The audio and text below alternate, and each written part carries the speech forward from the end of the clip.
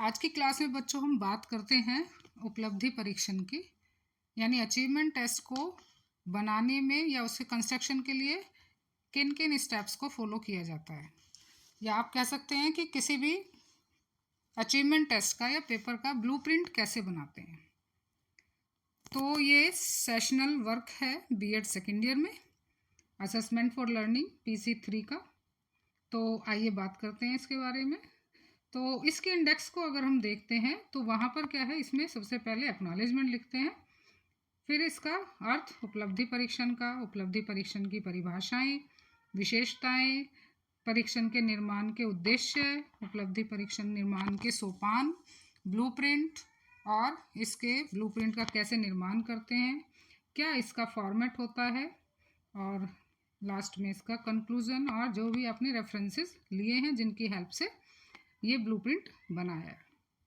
तो यहाँ पर अभिस्वीकृति, जैसे आपको पता ही है, आप जितने भी असाइनमेंट बनाते हैं तो उसमें अपनी टीचर को, जो आपका इंचार्ज है, आपके प्रिंसिपल्स हैं, आपके कॉलेज का प्रिंसिपल है, आपकी जो मैनेजमेंट कमेटी है, आपके अपने साथी हैं, यानी जहाँ जहाँ से जो जो आपको सहयोग मिला है उन सबको आप एक्नॉलेज करते हैं।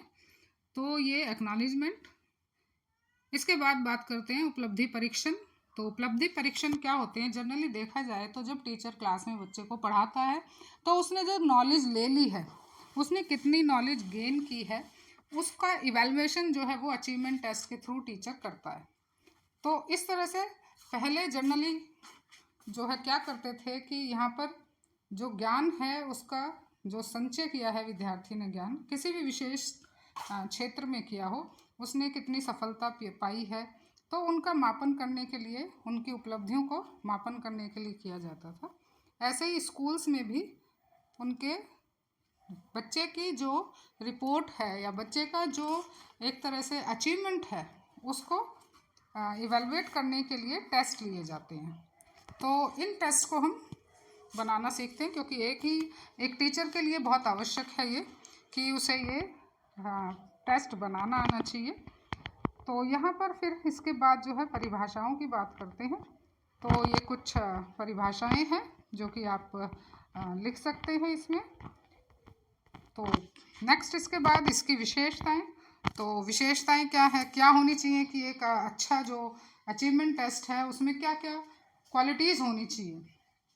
तो सबसे पहले तो क्योंकि छात्रों पे इसे हम टेस्ट कर रहे हैं, तो इट मीन्स ये छात्रों की जो कैपेबिलिटी है, जो उनकी नॉलेज है, उसको इवैल्यूएट करने के लिए योग्य होना चाहिए, वैलिड होना चाहिए, रिलायबल होना चाहिए और ऑब्जेक्टिव होना चाहिए। सब्जेक्टिविटी इसमें नहीं होनी चाहिए। देन इस निश्चित उद्देश्य होना चाहिए, यानी एक निश्चित उद्देश्य को लेके ये बनाया जाए कि हमें किस क्राइटेरिया को फाइंड आउट करना है, या किस क्वालिटी को, या किस अचीवमेंट को, या किस उसकी उपलब्धि को मापन करना है। इसके बाद जो है वो धन और समय ऊर्जा के दृष्टिकोण से मितव्ययी होना चाहिए। तो यहाँ पर इस तरह से आप इनकी कुछ विशेषताएं लिख सकते हैं। देन इसके बाद उद्देश्य क्या है? तो उद्देश्य तो यही है कि बच्चा जब अपने टेस्ट का रिपोर्ट कार्ड देखता है तो उसे पता चलता है कि उसकी कमियां क्या हैं, तो जो कमियां हैं उन्हें सुधारता है और बच्चे को सीखने के लिए प्रोत्साहन मिलता है। इससे उसकी जो एक तरह से प्रोग्रेस है उसको वो तुलनात्मक अध्ययन करना, ये इसका उद्देश्य है, यानी समय समय पर उसमें कितनी वृद्धि हो रही है या उसमें कितने उसकी गिरावट आ रही है, कठिनाइयाँ कहाँ कहाँ पर हैं उसकी लर्निंग की, ये सारी चीज़ें पता करना है। और छात्र ने कितना ज्ञान प्राप्त कर लिया है, किस छात्र ने कितना ज्ञान प्राप्त किया, उसके अंदर किन किन स्किल्स का डेवलपमेंट हुआ है, ये सारी चीज़ें पता लगाना ही एक अचीवमेंट टेस्ट का ऑब्जेक्टिव है या उद्देश्य है।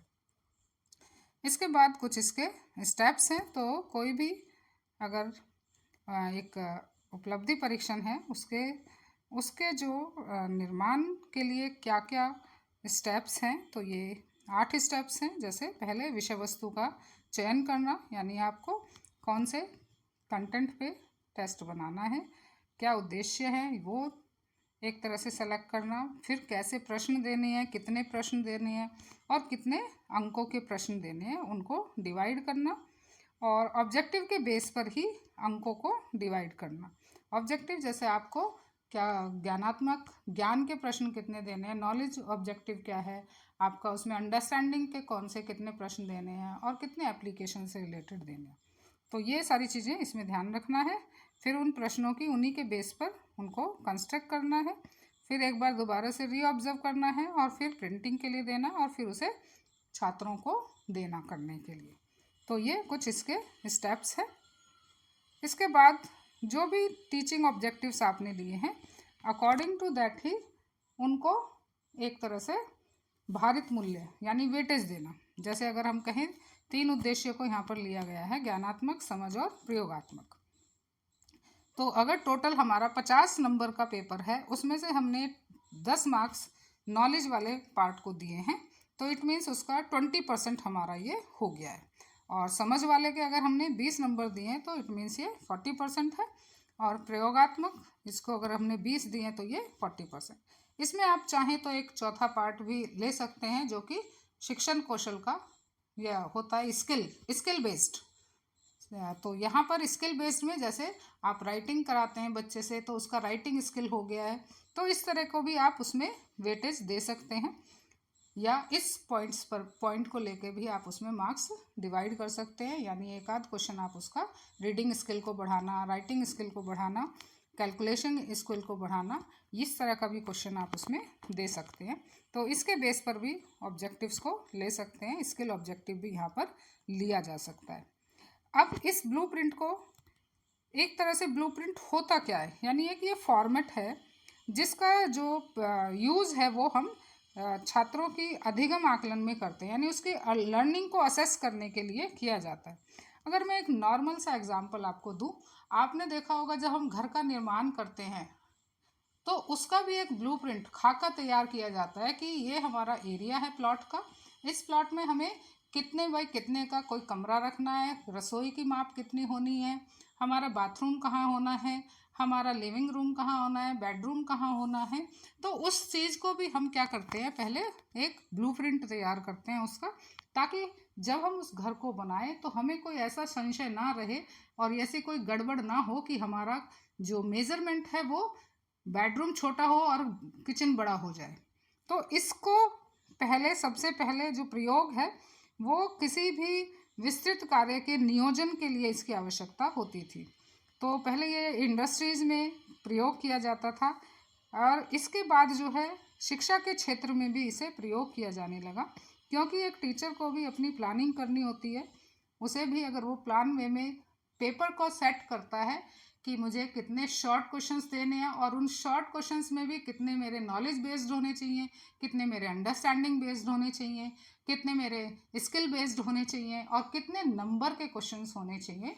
तो उस पेपर को उस तरह से वो डिवाइड करके चलता है कि लॉन्ग क्वेश्चन कितने हैं, शॉर्ट कितने हैं और वेरी शॉर्ट कितने हैं।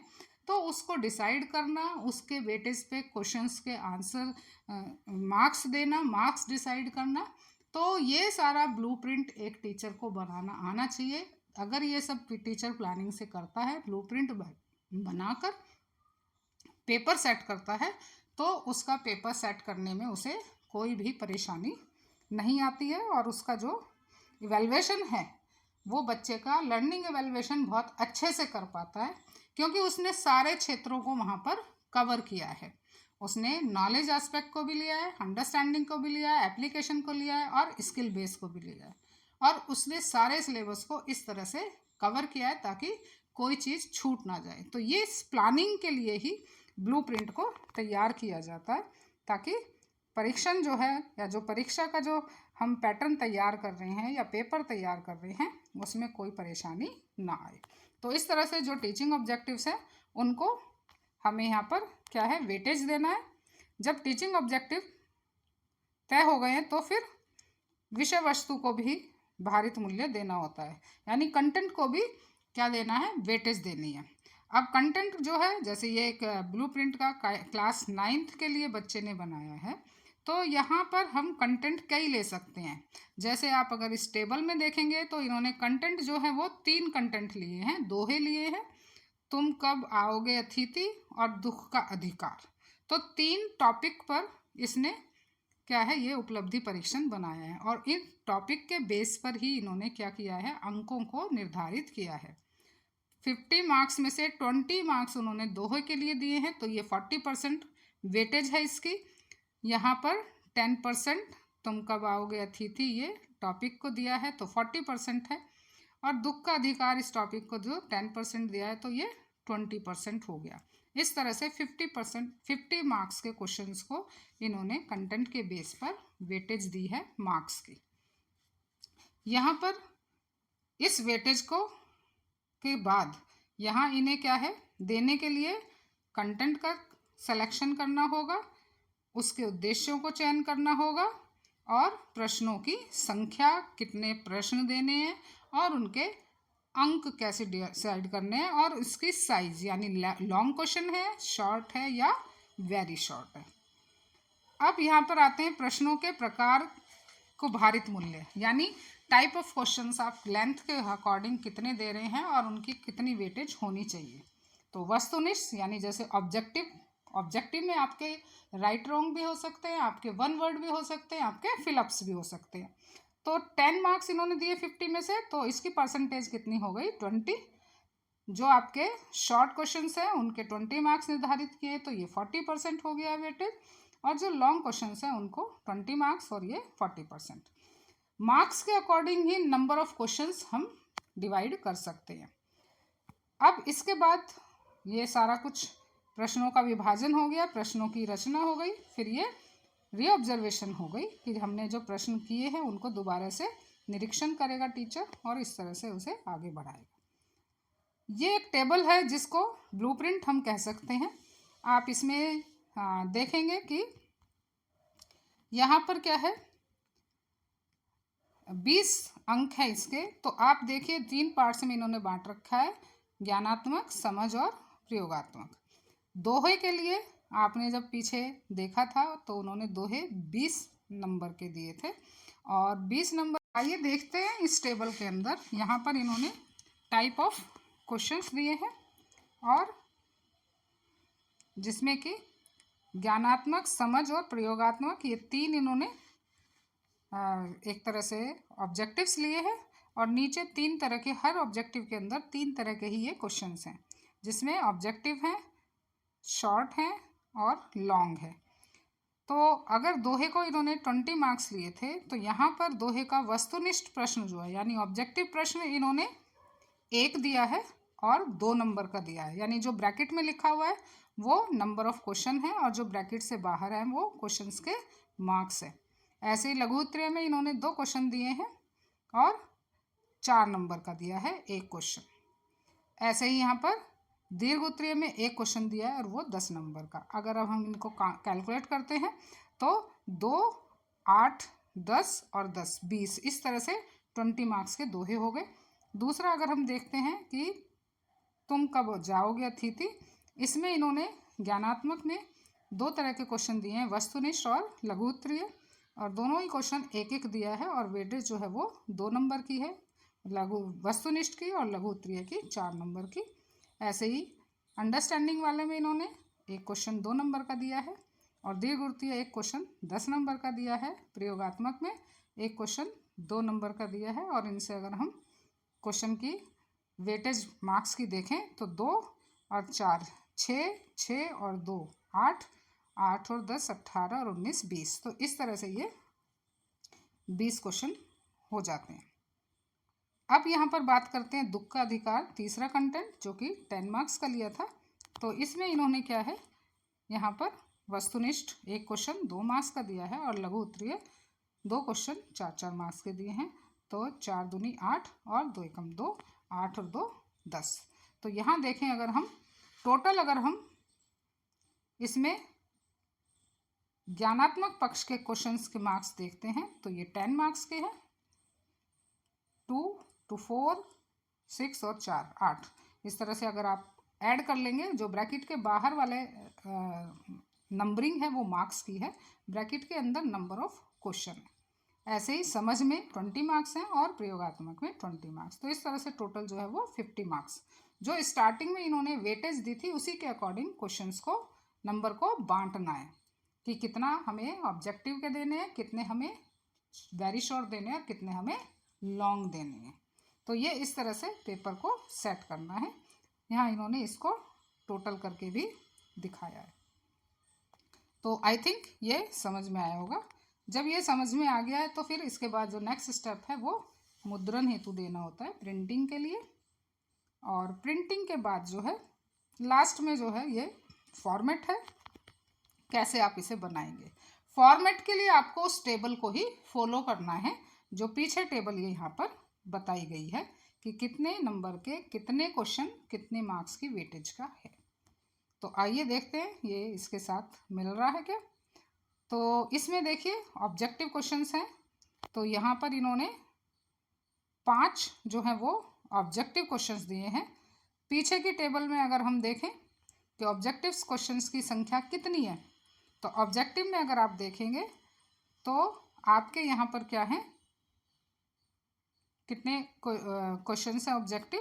तो अगर आप देखें तो यहाँ 6 क्वेश्चन ऑब्जेक्टिव्स हैं। तो इन्होंने भी यहाँ पर प्रश्न में जो पेपर बनाया है तो उसमें इन्होंने 6 क्वेश्चन ही दिए होंगे, ठीक है। तब इन्होंने 5 क्वेश्चन दिए हैं और प्रत्येक अंक 2 का है। तो यहाँ पर जो है इन्होंने 10 नंबर दिए हैं ऑब्जेक्टिव के, 5 × 2। तो आप चाहें तो इसको इस तरह से भी डिवाइड कर सकते हैं।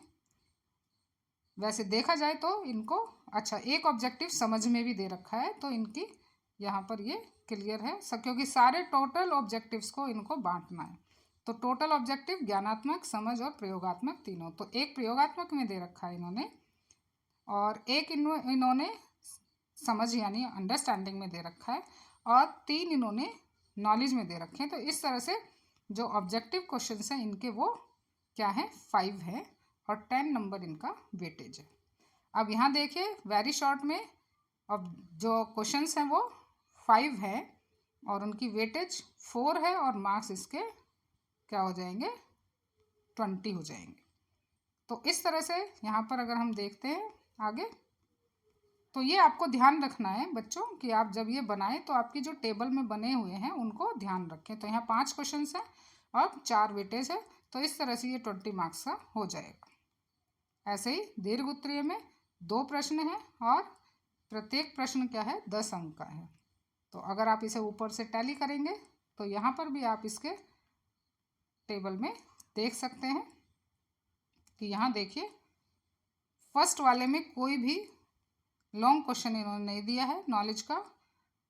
अंडरस्टैंडिंग में इन्होंने एक क्वेश्चन दिया है नॉलेज का जो 10 मार्क्स का है और प्रयोगात्मक एप्लीकेशन में भी इन्होंने एक क्वेश्चन दिया है जो 10 मार्क्स का है। तो इस तरह से 2 वहाँ पर क्या हो गए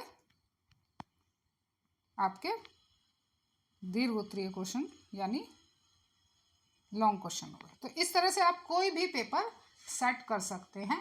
अपनी टेबल अगर आपने ठीक से बना रखी है तो आप उसमें पेपर सेट करने में आपको कोई भी दिक्कत नहीं आएगी।